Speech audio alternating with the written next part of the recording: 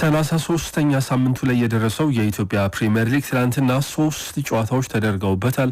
ሶስቱም በመሸናነፍ የተጠናቀቁ ነበሩ። 5-1 በሆነ ውጤት ሐዋሳ ከተማ ስሁል ሽረን ማሸነፍ ችሏል። በዚህ ጨዋታ ላይ አሊ ሱሌይማን 4 ጎሎችን ማስቆጠር ችሏል። ተባረክ ሄፋሙ ሌላኛውን ጎል ለሐዋሳ ያስቆጠረ ተጫዋች ነው። አስቀድሞ ጎል ማስቆጠር የቻለው ስሁል ሽረ ነበረ። 9ኛው ደቂቃ ላይ በብርሃኑ አዳሙ አማካኝነት ጎል አግኝቶ ነበረ። ነገር ግን 4 ጎሎች ተቆጥረውበት ተሸንፏል። 27 ሙከራዎች በተደረገበት በዚህ በሐዋሳ ከተማና በስሁል ሽረ ጨዋታ 6 ጎሎችን ተመልክተን ሐዋሳ ከተማ አሸናፊ ሆኖ መውጣት ችሏል። 2017 የኢትዮጵያ ፕሪሚየር ሊግ በአንድ ጨዋታ 4 ጎል ማስቆጠር የቻለ ተጫዋች ሆኗል አሊ ሱሌይማን። ረፋድ ላይ የነበረው ጨዋታ ላይ በ34ኛው በ45ኛው ጭማሪ 3 ደቂቃ ላይ 48ኛው 56ኛው እና 68ኛው ደቂቃ ላይ ጎሎቹን ማስቆጠር ችሏል። ይሄ ኤርትራዊ አጥቂ ስፍራ ተጫዋች በዚህ የውድድር ዓመት 19ኛ ጎሉ ላይ ደርሷል። ባለፈው የውድድር ዓመት 20 ጎሎችን በማስቆጠር በፕሪሚየር ሊጉ ከፍተኛ ጎል አስቆጣሪ ሆኖ እንዳጠናቀቀ ይታወሳል። አሁን 19 ጎሎች ላይ ደርሷል። በተከታታይ 2 የውድድር ዓመታት ከፍተኛ ጎል አስቆጣሪ ሆኖ ያጠናቀቀ የውጭ ሀገር ዜጋ መሆንም ይችላል። በዚህ የሚቀጥል ከሆነ ከጨዋታው መጠናቀቅ በኋላ ሁለቱም አሰልጣኞች አስተያየታቸውን ሰጥተዋል። የሐዋሳ ከተማው አሰልጣኝ ሙሉጌታ ምህረት ከጠበቅነው በላይ ነው ያገኘነው። ቡድኑን የገቡ ጎሎች 5 ሆኑ እንጂ ከዛ በላይ ድሎችን አግኝተናል። በሁሉም ቦታ ከወትሮ ዛሬ ላይ የተሻለ ነበርን ሲሉ ነው የገለጹት። ብዙ ሰርተን አሁን ያለንበት ደረጃ ላይ ደርሰናል። ነገር ግን አላለቀም። ነገም ሰርተን ወደ ተሻለ ለመሄድ እንጥራለን የሚል አስተያየታቸውን የሰጡት አሰልጣኝ ሙሉጌታ ምህረትን ሐዋሳ ከቀጠረ በኋላ በጥሩ ውጤት እየገሰገሰ ይገኛል። አስገራሚ ለውጥ ነው ያሳየው። ባለፉት 10 ጨዋታዎች የትላንትናውን ጨምሮ 7ቱን ማሸነፍ ችሏል። በ3ቱ አቻ ውጤት ነው ያስመዘገበው። 44 ነጥቦችን በመያዝ ወራጅ ቀጠና ላይ የነበረው ቡድን አሁን ወደ 5ኛ ደረጃ ተመንድጓል። የስሁል ሽሮ አሰልጣኝ ጌታቸው ዳዊት የተዘጋጀነውና ያቀድነውን አሸንፈን ለመውጣት ነበረ። ይህንን አልጠበቅንም። ከወገብ በላይ ያለ ቡድናችን ጥሩ ሲንቀሳቀስ ነበረ። ተከላካዩ ግን የአሊን እንቅስቃሴ መቆጣጠር አልቻለም ሲል ነበረ አስተያየቱን የሰጠው። ሌላኛው ጨዋታ ትላንትና መቀለ ሰባ እንደርታ 1-0 በሆነ ውጤት ሲዳማ ቡናን የረታበት ነበረ።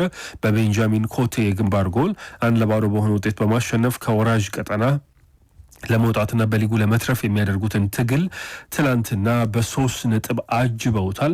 በጣም አስፈላጊ የሚባል ውጤት ነው ማስመዝገብ የቻለው። ድሉን ተከትሎ መቀለ ከወራጅ ቀጠናው በግብ ክፍያ ተበልጦ 37 ነጥብ ይዞ 15ኛ ደረጃ ላይ ተቀምጧል። ተሸናፊው ሲዳማ ቡና በ46 ነጥብ 4ኛ ደረጃ ላይ ያለ ቡድን ነው። የሲዳማ ቡናው አሰልጣኝ አዲስ ካሳ ከጨዋታው መጠናቀቅ በኋላ ጨዋታው አጀማመሩ ጥሩ ቢመስልም በአጠቃላይ ግን በማጥቃቱ ደካማ መሆናቸውን ገልጸዋል። ጎልንም ለማስቆጠር ምንም ስሜት በቡድናቸው ውስጥ እንዳልነበረ ነው የጠቀሙት። በቡድኑ ውስጥ ተጫዋቾች ሙሉ አለመሆናቸው እንዲሁም ቀጣይ ያለባቸው የጥሎ ማለፍ ጨዋታ እያሰቡ መጫወታቸው ተጽዕኖ ውስጥ እንዳስገባቸው ነው የገለጹት። የመቀለ ሰባ እንደርታው አሰልጣኝ ጸጋይ ኪዳነ ማርያም ተጋጣሚያቸው ካለበት ደረጃ አንጻር ጥሩ መሆኑን ተናግረው ነጥብ ማሳካት አስፈላጊ እንደነበረ ነው ያነሱት። ትላንትና ቅድሚያ ለውጤት በመስጠታቸው አሸንፈው መውጣታቸውና ደስተኛ እንዳደረጋቸው ድሉም እንደዚሁ አልሸሸጉም። በሌላኛው ጨዋታ ግን በጣም ችግር ውስጥ የገባበትን ውጤት ፋሲል ከነማ አስመዝግቧል። ዘላለም አባተ በዚህ ውድድር ዓመት ከተመዘገቡ ጎሎች ምርጥ የሚባለውን ጎል ባስቆጠረበት ጨዋታ ወላይታ ዲቻ አጼዎቹን 3-0 በሆነ ውጤት ማሸነፍ ችለዋል። ከወራጅ ቀጠና በጥቂት አፋፍ ከፍ ብለው ተቀምጧል። በዚህ ጨዋታ ላይ ወላይታ ዲቻ 3-0 በሆነ ውጤት ነው ፋሲል ከነማን ማሸነፍ የቻለው። ዘላለም አባተ 2፣ መሳይ ሰለሞን ደግሞ ቀሪውን ጎል ማስቆጠር ችሏል። ወላይታ ዲቻ 45 ነጥብ 5ኛ ደረጃ ላይ መቀመጥ የቻለበት ውጤት ነበረ። ትላንትና ጨዋታውን ካሸነፈ በኋላ ከመጨረሻዎቹ 9 ጨዋታዎች አንዱንም ማሸነፍ ያልቻለው ፋሲል ከነማ 38 ነጥቦችን ይዞ 13ኛ ደረጃ ላይ ተቀምጧል። ከወራጅ ቀጠናው በ1 ነጥብ ብቻ ፋሲል ከነማ ከፍ ብሎ ነው የሚገኘው። ከጨዋታው መጠናቀቅ በኋላ በተሰጠ አስተያየት አሰልጣኙ ውበቱ አባተ የፋሲል ከነማው አሰልጣኝ በእንቅስቃሴ የተሻሉ መሆናቸውን ገልጸዋል። የመጀመሪያው ጎል ሲቆጠር ቢኒያም ላይ ጥፋት ተሰርቶ ዳኛው ባለማስቆማቸው በሽግግር የተቆጠረ ጎል እንደሆነ ነው ያነሱት።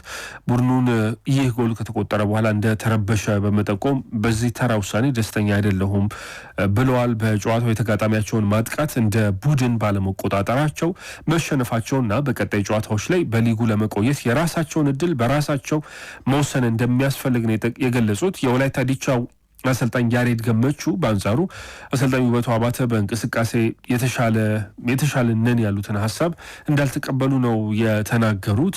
በእንቅስቃሴም ረገድ ወላይታ ዲቻ የተሻለ እንደሆነ ገልጿል። ጎል ያስቆጠረውም የተሻሉ ስለሆኑ እንደሆነ ነው ያስረዱት። ማሸነፋቸው ትልቁ ነገር መሆኑን ነው ያሰመሩበት እና ድሉ እንደሚገባቸው ጭምር ያነሱበት ነበረ። የኢትዮጵያን ፕሪሚየር ሊግ የ33ኛ ሳምንት የመጨረሻ ጨዋታዎች ዛሬ ነው የምንመለከተው።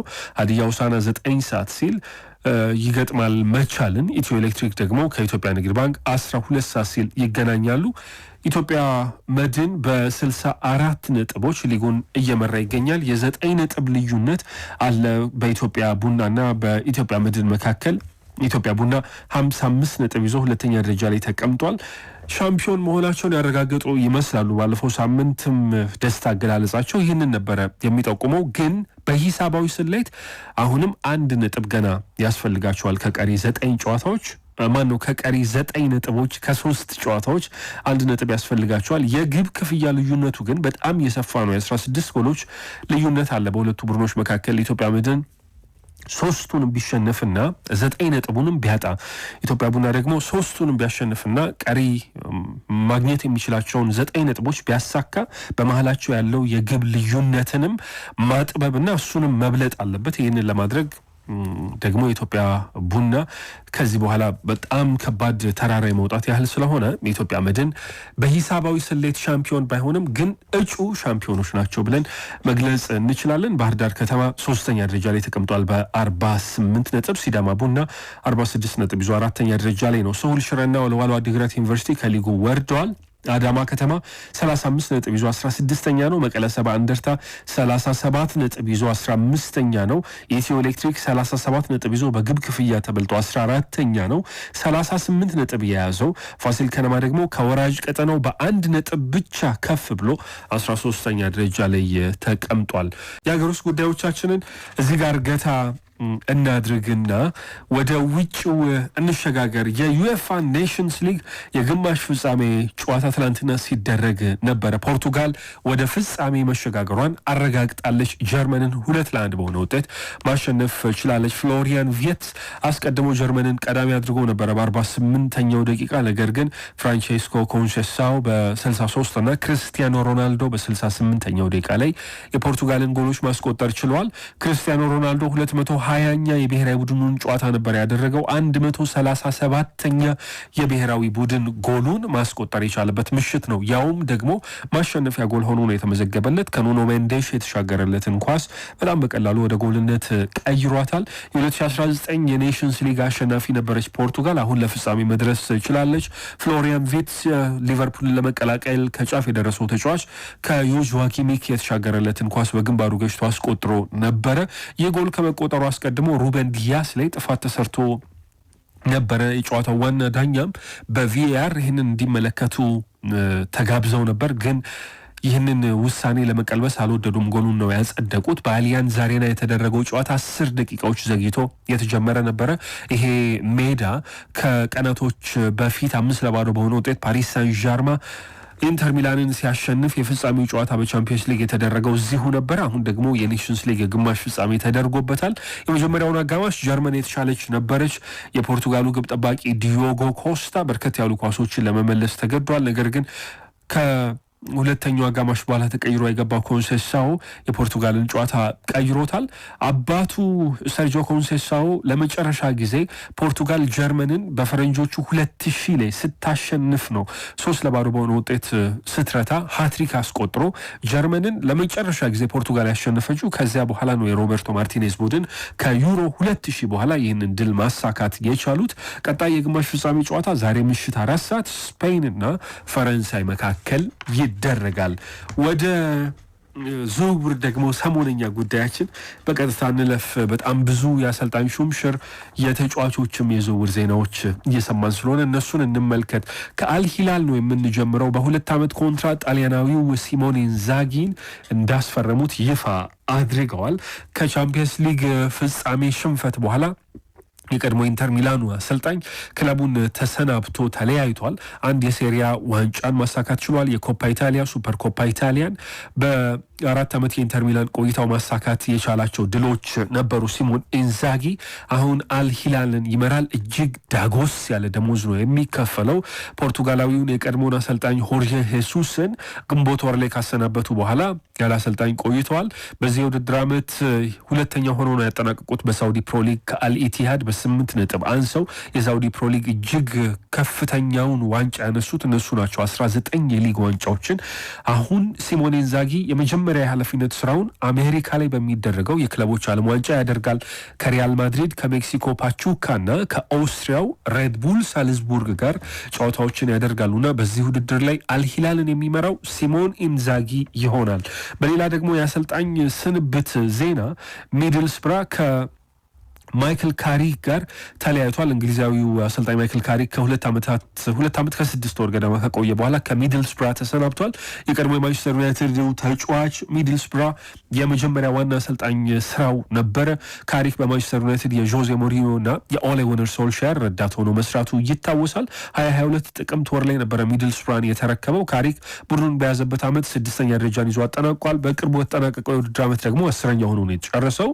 ማይክል ካሪክ በረዳትነት ይሰሩ የነበሩት ወንድሙ ግሬም ካሪክ እና ጆናታን ውድጌት ክለቡን እንደዚሁ እንደሚለቁ ታውቋል። ኮሞ የጣሊያኑ ክለብ ደግሞ ሴስክ ፋብሪጋስን ለማቆየት እየታገለ እንደሆነ እዚህ አትሌቲክ አስነብቧል። የቀድሞ አርሰናልና የባርሰሎናው ተጫዋች ሴስክ ፋብሪጋስ በጣሊያኑ ክለብ ሴሪያው ክለብ በኮሞ በጣም ጥሩ የውድድር ዓመትን አሳልፏል። የመጀመሪያ ውድድር ዓመታቸውን 10ኛ ደረጃን ይዞ ማጠናቀቅ ችሏል።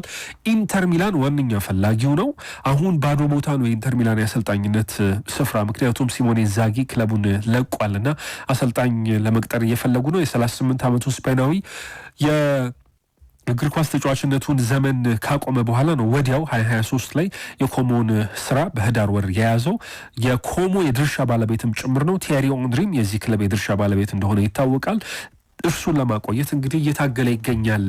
ክለቡ ቼልሲ ሊያም ዴላፕን እንዳዘዋወረ በይፋ አሳውቋል። ይህንን ወጣት የአጥቂ ስፍራ ተጫዋች 30 ሚሊዮን ፓውንድ የውል ማፍረሻ ሂሳቡን ከፍረው የ6 ዓመት ኮንትራት አስፈርመውታል።